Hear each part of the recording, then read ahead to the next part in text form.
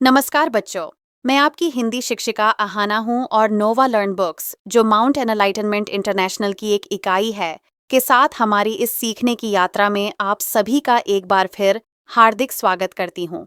आज हम व्याकरण के अध्याय स्वरों के चिन्ह, मात्राएं के बारे में सीखेंगे। जब स्वर व्यंजनों के साथ जुड़ते हैं, तो उनके रूप बदल जाते हैं। स्वरों के इन बदले हुए रूपों को मात्राएं कहा जाता है। इस पाठ में हम जानेंगे कि किस स्वर की कौन सी मात्रा होती है, अ की कोई मात्रा नहीं होती और मात्राएं व्यंजन के पहले, बाद, ऊपर या नीचे कैसे लगती हैं। हम अनुस्वार एन, अनुस्वार अनुनासिक और विसर्ग हैन के चिन्हों के बारे में भी सीखेंगे। मात्राओं को सही ढंग से समझकर और प्रयोग करके हम शुद्ध शब्द लिखना सीखते हैं। अध्याय 3 स्वरों के चिन्ह मात्राएं।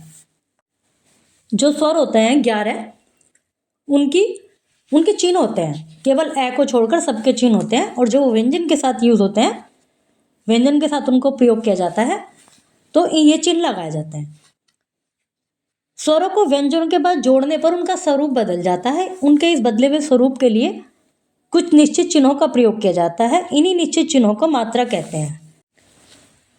स्वर को व्यंजन के साथ जोड़ने के लिए जिन निश्चित चिन्हों का प्रयोग किया जाता है उन्हें मात्राएं कहते हैं। जैसे ए की कोई मात्रा नहीं होती, वन, धन, फल, ले, और हर व्यंजन में ए की साउंड होती है।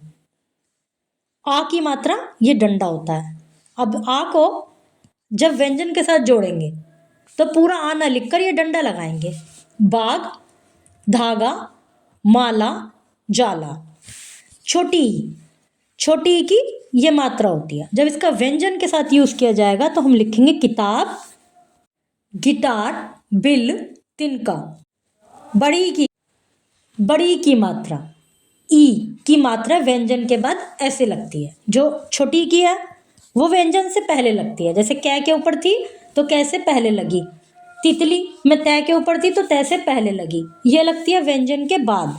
मछली, चीनी, झील, मकड़ी, ये जो मात्रा चढ़ी हुई है। फिर है छोटे ऊ की मात्रा। ऊ की मात्रा व्यंजन के नीचे लगती है।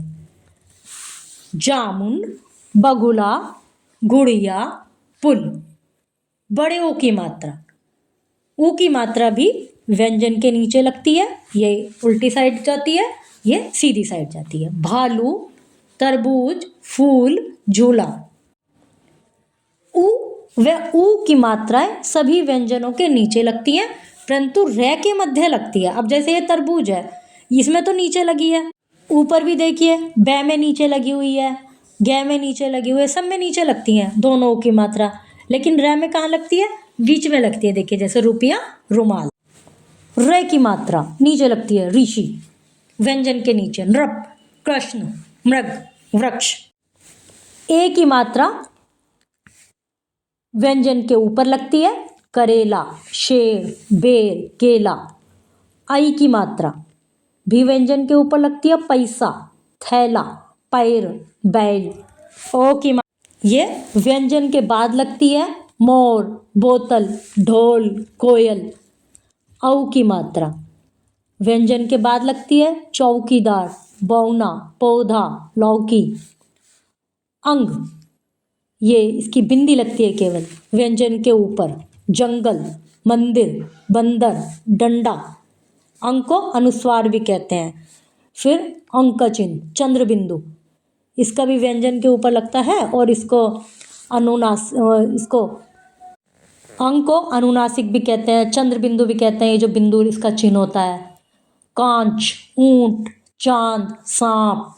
एह का दो बिंदी होती हैं, इसको व्यंजन के बाद लगता है और इसको विसर्ग भी कहते हैं। श प्रातः, विसर्ग का उच्चारण है की तरह होता है। इससे बनने वाले अन्य शब्द प्राय है, अंततः, क्रमशः है। जब स्वरों को व्यंजन के साथ जोड़ा जाता है तो उनका रूप बदल जाता है।